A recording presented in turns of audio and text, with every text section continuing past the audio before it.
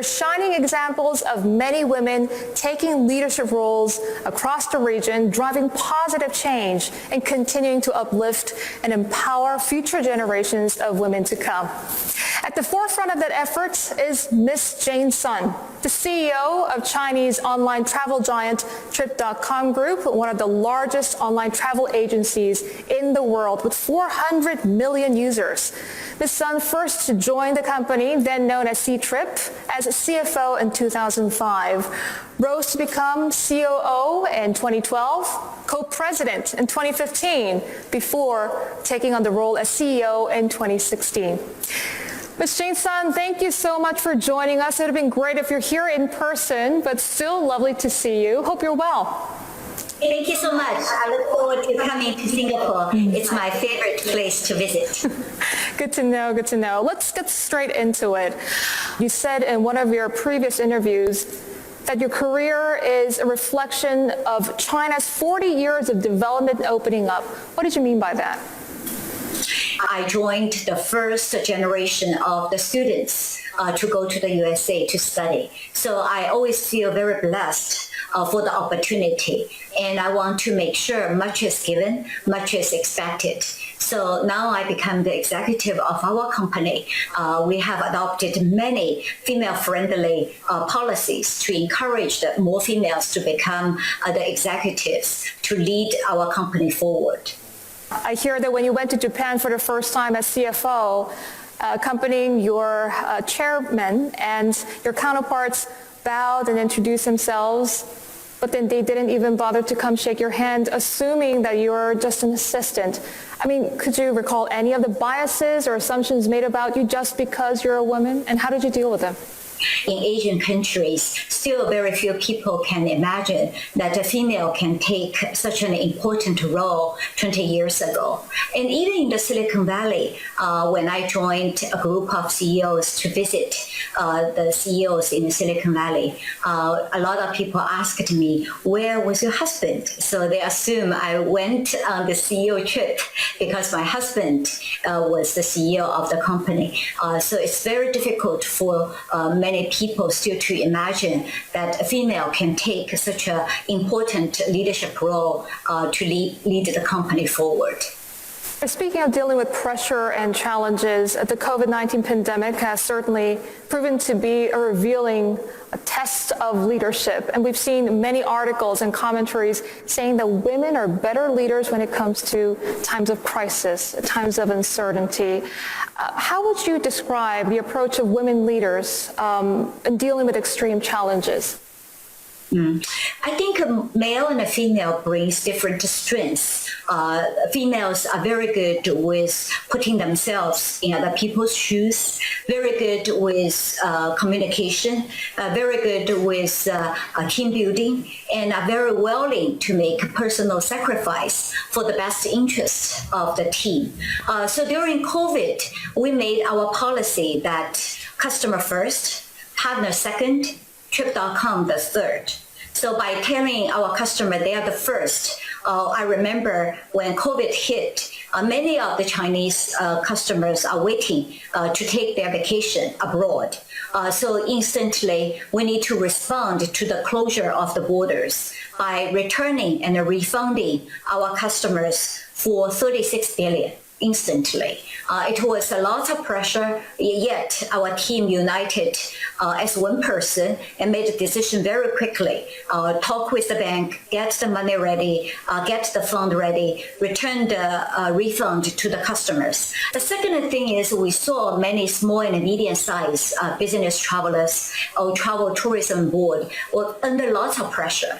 So we established a $1 billion partnership fund to help them with cash flow. We also worked with banks to establish a $10 billion loans, make it available for our small and medium-sized partners to help them through this very challenging time. The third one is Trip.com. Because our revenue was reducing very quickly due to the pandemic, our chairman and I volunteered to our board that we will take zero salary until industry recovers. And our VP volunteered to our board that they will take 50% pay cut. And then our staffs told our team members that they will work 4 days and stay at home for 1 day. Some of them will work 3 days and stay at home for 2 days. By doing that, we're able to retain the talents during the very challenging time and make sure we make all the infrastructure investment to be ready when the border opens, when the pent-up demand is back again. When do you think Chinese tourists can travel overseas again? Yeah, right now the domestic travel is picking up. And also in the rest of the world, we have seen a very nice pickup for domestic travel for each country. However, as you can see, the cross-border transactions is still under lots of pressure because we have different rules and regulations and control procedures when we cross borders. So Trip.com is very much technology savvy. So we want to make sure that all the information is provided to our travelers online through their apps, through their mobile devices. So when our customer cross the borders, they will be very well protected. Ms. Sun, I'll bring you back to your personal experience again. On top of the pressure of leading the company, you're also a mother, you're also a wife, a daughter-in-law, let's not leave that out. Through the course of your career, what sort of personal sacrifices have you made? And do you think, based on your experience, can high-achieving women have it all? Yes, I don't think it's a sacrifice. I think I always tell our team that being a working mother, we have to be prepared that we need to invest twice as much efforts as a person who just choose to do one set of the work. But the good thing is the rewards is also twice as much. So being a full-time mother, being a full-time wife can be a full-time job already. And being a full-time CEO is more than 40 hours per week. But the good thing is when we look at the rewards, not only we achieve success in our family, but we also achieve success in our career. I want to transition now to enabling women in the workplace. I'm sure you have lots to say about that. You know, it's well known that the companies with greater gender diversity among senior leadership, they perform better. But what's unclear is why that is. When I look at your company, women make up over half of Trip.com's 40,000 employees, 1/3 of the upper management, more than 40% of the middle management. Tell us why having more female executives is so closely related with better business outcomes. Mm-hmm.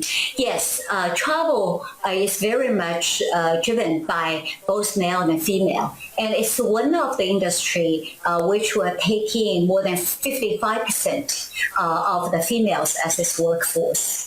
So as a company, we have taken on a lot of measures and implemented lots of policies which support our female workers. For example, when a female is pregnant, we will offer free taxi to take them to work and bring them home. When they return to work, we offer flexible working hours. When the baby is born, we give them $800 as a welcome gift, and $3,000 as education fee.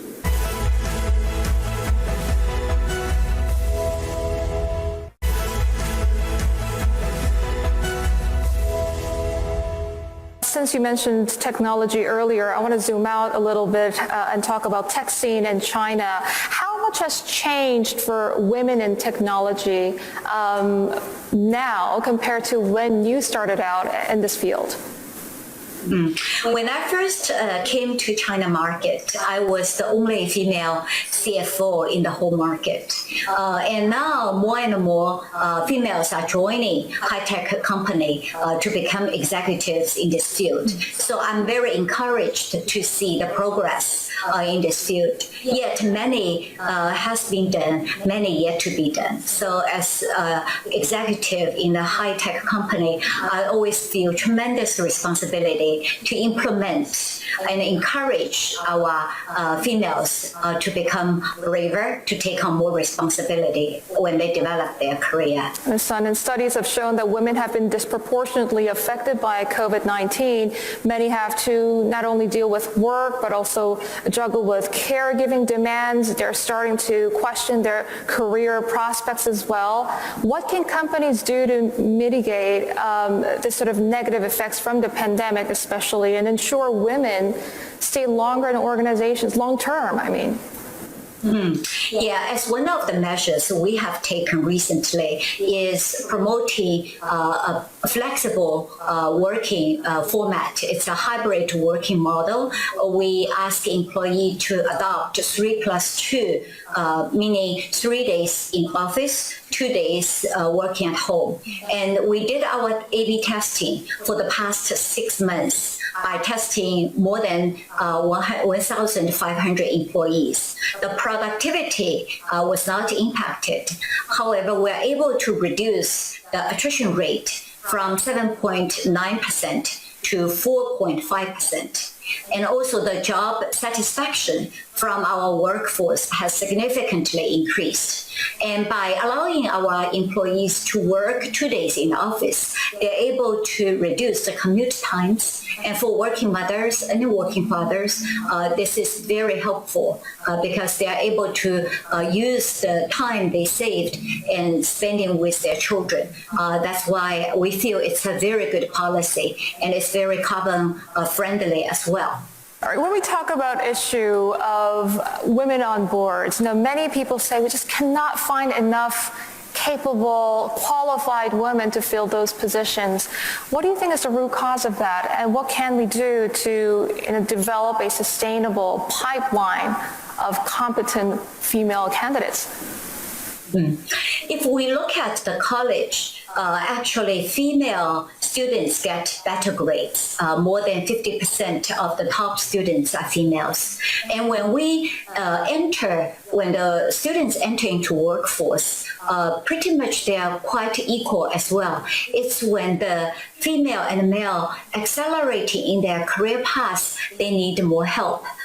For example, I remember one time we had an offsite meeting, and one of my direct reports just had a baby, and I know she was breastfeeding her baby. So I offered that she can take her baby with her, and during the meeting break, she can go to her room and breastfeed her baby.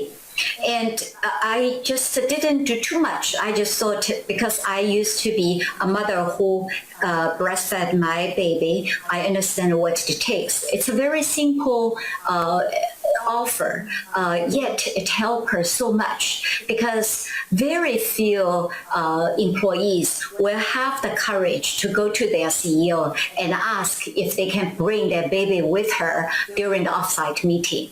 And so I think it's very important for us to have a voice to represent these working mothers at C-level, at the board level. So the more we can give support to our employee at the ground level and later on at middle manager level, at senior leverage level, we'll be able to grow them into a board member's position eventually. Ms. Sun, now I'd like to turn some of the questions from the audience. I'm getting some questions. A member of the audience is asking, based on your observations, what are the 3 major mistakes that women make in the workplace? I think it's not mistakes, but I would encourage our female friends to push yourself out of the comfort zone. Many times I see my direct reports, male and female, both work very hard. However, during year end, people who come to my office ask for promotion, ask for salary increases are mostly males. And a lot of time I have to ask the female leaders to come to my office and personally encourage them to go through the promotion committee. And a lot of them will tell me, oh, Jane, Trip.com have given me tremendous opportunity, but I think I still need to, wait 2 more years to be promoted to the next level. And as a working mother, I totally understand how much they're taking on, because not only they need to take care of work, but they also need to take care of their family. However, I think if you have done a tremendous job, you deserve a promotion. So I would really encourage our female friends to push yourself out of comfort zone. The second thing is being very optimistic, because in any business, in any family, there is always ups and downs. The past 2 years for any companies, any countries, any families, we have been through quite a lot. So keep up with this optimistic view is very important. The third one is being very curious, because the world is moving very fast. A lot of things we learn from college are no longer applicable. So keep up with the learning spirit. Always have a very curious heart will make us to be a good learner and move along with our generation. And another one is, what leadership lessons have you learned that were unique to being a female leader? Being very confident and assertive, because we have lots of traits, good traits. As we said, we have strong empathy, very good with putting ourselves in other people's shoes. These are all very good traits. But once we know this is the right decision, I think we always need to be as confident as our male counterpart. Ms. Sun, now looking ahead, what do you think are likely to be the biggest challenge or barriers for future generations of female leaders? And what are some of the ways to overcome them? I think the world is moving towards a more positive way. I think, as I said, my grandmother didn't even go to school. My mother didn't even have a chance to study overseas. I was the first generation who were able to join the other 3,000 students to go to the States to study. And now, borders are open for a lot of students. So taking advantage of this great opportunity and learn as much as possible. And there will be new challenges for new generation. As we have seen, there is war in Europe. There's COVID in sweeping the global places. However, as long as we maintain a very optimistic view, understanding that we will be able to overcome these difficulties, as long as we remain to be hardworking, remain to be very optimistic, it will help us through during the very difficult time. Ms. Sun, there are a lot of men in our audience too. I wonder how men, especially those in privileged positions, become better allies for gender equality in the workplace. Yes, men are very supportive. More and more male leaders are very supportive for females. And many times when I talk with them, it's not because they don't support women. They just didn't have the same experience. For example, the breastfeeding female I was talking about. If I told a male leader that, we need to ask her to bring the baby with us, nobody will say no, because they want to be as supportive as possible. It's just they personally didn't have this kind of experience. So I would really encourage more females to have good communication with our male leaders and win their support. And I also would love to invite more and more male leaders to become part of us in our community, to understand and give your support to this wonderful population. My belief is that when you help a boy, you help one person. When you help a girl, you help the whole family, the whole village, and the whole community and the whole nation.